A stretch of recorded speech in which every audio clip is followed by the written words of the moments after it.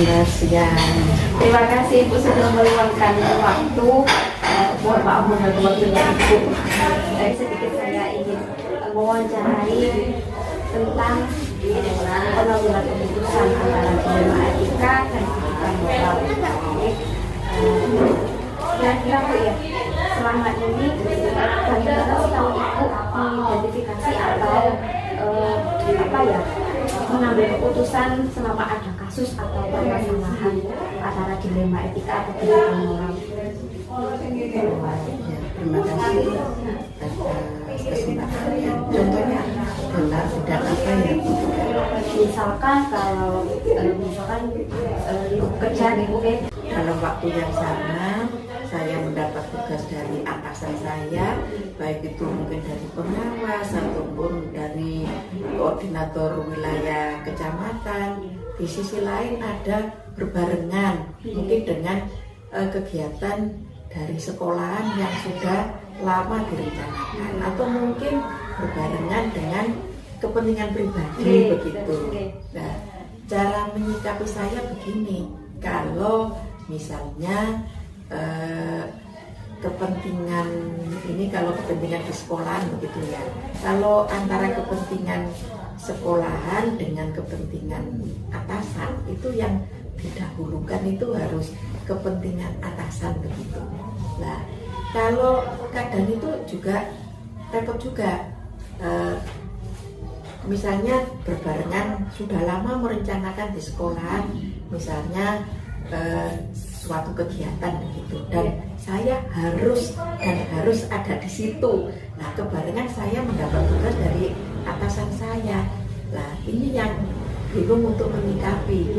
Idealnya saya harus mendahulukan atasan saya yang harus saya kerjakan, tapi di sisi lain di kegiatan yang sudah lama direncanakan di sekolah itu saya harus hadir ada di sana. Nah, itu saya begini, selama mungkin idealnya memang saya mendahulukan yang atasan, tapi kalau yang di sekolahan itu karena sudah lama direncanakan dan saya harus ada di sana, saya begini mencari pengganti saya untuk menggantikan saya, ya tugas yang dari atasan itu ya, atau mungkin dibalik, misalnya kalau di sekolah itu ada kegiatan yang sudah lama direncanakan berbarengan dengan saya mendapat tugas dari atasan, terus di sekolah itu bisa dipercayakan kepada guru senior misalnya, itu saya harus mendahulukan yang atasan saya, seperti itu. Kalau kepentingan pribadi dengan ya harus di kepentingan dinas yang didahulukan, apalagi sebagai PNS, abdi negara, abdi masyarakat, itu harus didahulukan. Yang namanya orang ini bukan ngajak begitu ya, misalnya ada yang keseripaan begitu di keluarga, namanya juga keseripaan kan, tidak ada rencana dulunya, jadi ya atasannya sendiri pun juga bisa memaklumi hal itu begitu. Iya. Nah, kira-kira kalau saat Ibu mengambil keputusan seperti itu, bagaimana langkah-langkah Ibu? Langkah-langkah saya ya tadi mengidentifikasi masalah itu, misalnya antara masalah yang dari atasan dengan yang sudah diprogramkan dari sekolahan, atau mungkin dari urusan pribadi. Nah, itu diidentifikasi dan menggunakan skala prioritas ya, yang lebih penting itu yang diutamakan begitu. Selama ini pada saat Ibu harus mengambil keputusan menyelesaikan permasalahan seperti itu, apakah Ibu langsung menyelesaikan hal tersebut di tempat atau menjadwalkan atau bagaimana? Begini, maksudnya apa direncanakan, apa dadakan begitu lah. Itu lihat masalahnya Vika.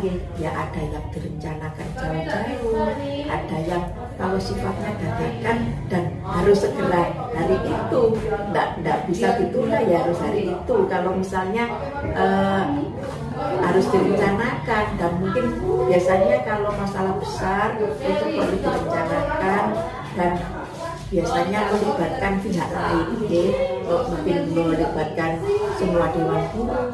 Itu seringkali seperti itu kalau di sekolah, melibatkan komite, paguyuban, wali murid, mungkin atasan kita. Itu biasanya masalah besar itu harus dijadwalkan dan perlu dirundingkan jalan pemecahannya. Jadi ibu melihat permasalahannya terlebih dahulu, iya. Kemudian dari permasalahan atau yang ibu alami seperti itu ya, pembelajaran mungkin yang dapat diambil dari pengalamannya itu bagaimana?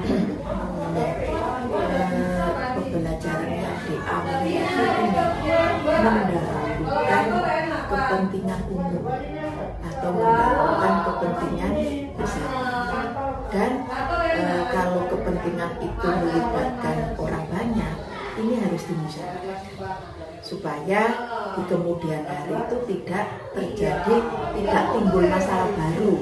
Jadi nanti kita tujuannya memecahkan masalah, kalau tidak dimusyawarahkan dengan baik, nanti malah menimbulkan masalah yang baru. Seperti itu harus dihindari. Jadi dalam memecahkan masalah diusahakan tidak timbul masalah yang baru.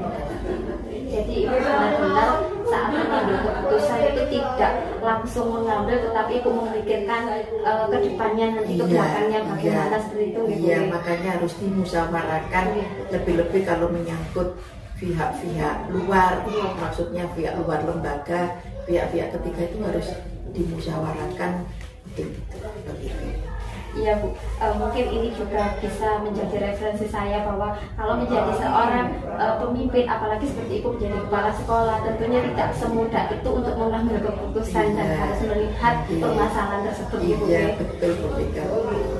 Terima kasih Bu, saya kira cukup di sini. Saya sudah banyak sekali mendapat ilmu baru dari ibu, bagaimana cara ibu menyelesaikan masalah dan mengambil keputusan. Mudah-mudahan ada manfaat. Selamat sore Bu Vika. Maaf mengganggu waktunya. Tidak, terima kasih kedatangannya. Oke, sedikit mau mewawancarai sebentar terkait tentang pengambilan keputusan. Di sini tentunya ibu pasti mempunyai banyak pengalaman, di mana ibu sebagai kepala sekolah pasti menemui hal-hal semacam permasalahan di lingkungan sekolah. Nah, kira-kira kalau ibu ada permasalahan semacam itu, bagaimana ibu mengidentifikasi permasalahan? Bisa diceritakan mungkin pengalaman ibu? Kalau di TK seperti di lembaga saya berhubungan dengan wali murid, gitu. Kami membuat program di awal tahun, ada program rekreasi itu ya. Di tema rekreasi semester 6 minggu kedua. Nah, ternyata sudah di program di awal tahun, pas sudah mau melaksanakan rekreasi banyak yang mundur. Alasannya karena perekonomian. Padahal sudah kami programkan tabungan wajib dari awal, tapi mereka nggak nabung juga. Akhirnya keputusan yang saya ambil tidak ikut tidak apa-apa, tapi harus semua wali murid yang diprogramkan ikut membantu dana untuk bisnya. Oh, menggantikan. Ya, bisnya. Ikut tidak ikut tetap membayar kursi. Nah, lalu bagaimana dengan keputusan yang ibu ambil seperti itu tadi, tanggapan wali murid dan yang rekan guru lainnya? Kami sebelum membuat keputusan biasanya saya rapat dulu dengan dewan guru, termasuk semua guru menyetujui. Wali murid dari suara terbanyak mereka juga setuju dengan keputusan yang kita ambil. Gitu. Berarti Bu Isa itu voting dulu ngoten nggih? Iya. Tujuan rekreasi pun kami suara terbanyak. Oh gitu. Keputusan seperti ini itu langkah-langkah awalnya selain bermusyawarah itu tadi. Yang pertama kami persiapkan langkah-langkah yang kami ambil. Dewan guru saya tanya, untuk tahun ini ada rekreasi apa tidak? Terus akhirnya ada Bu. Pelaksanaannya di bulan apa? Di tema rekreasi saja biar nyambung. Usulan dewan guru apa untuk kesuksesan rekreasi tersebut karena berhubungan dengan dana. Terus ya ditulis saja Bu, tujuannya mana, terus kendaraannya habis berapa, dari awal tahun sudah ketemu biaya yang akan dibuat rekreasi tersebut, seperti itu. Kira-kira menurut panjenengan ada tantangan tidak Bu selama, kalau kan rekreasi pasti tentu setiap tahun ya, setiap tahun. Kalau boleh tahu tantangannya apa Bu? Tantangannya pertama, wali murid yang perekonomiannya di bawah standar pasti tidak ikut. Terus kendalanya bis tidak bisa masuk ke desa kita, desa saya, karena medan perjalanan seperti itu. Kendalanya nggak ada yang antar Bu ke PAL gitu. Kendalanya seperti itu, makanya mereka tidak ikut. Terus kami berusaha menyiapkan kendaraan yang itu cuma satu, nanti kami merasa rugi, akhirnya ya sudahlah tidak ikut. Tapi kebijakannya itu tadi. Jadi tidak memaksa, tapi hanya tadi ya sesuai keputusan tadi harus mengganti uang, uang bis tadi. Nah, kira-kira untuk mengambil keputusan itu, apakah Bu Isa itu menjadwalkan atau menyelesaikan hal itu di tempat atau bagaimana Bu? Kami mempunyai jadwal rutin parenting tiap bulan, jadi keputusan apapun kita sampaikan di parenting tiap bulan. Permasalahan apa, mau kerja bakti, mau apa gitu, kami sampaikan di parenting tersebut. Jadi wali murid itu selalu datang, meskipun nggak 100% semua hadir gitu. Kira-kira adakah faktor yang selama ini mempermudah atau membantu dalam pengambilan keputusan dalam kasus ibu ini?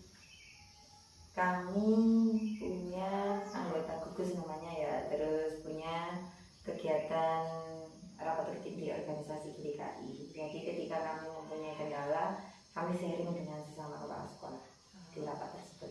Ya, jadi lebih enak ya Bu ya kalau memecahkan masalah bersama-sama dengan teman-teman. Jadi dari permasalahan yang sudah Ibu alami, pasti ini sudah bertahun-tahun mengalami hal tersebut, adakah pembelajaran yang bisa dengan ambil Bu? Luar biasa sekali pembelajarannya. Yang pertama, saya bisa belajar sabar. Yang kedua, saya bisa mengamalkan ilmu saya di parenting tersebut. Orang sedikit dari, karena saya mempunyai ilmu agama ya, dari saya isikan 7 menit untuk mereka.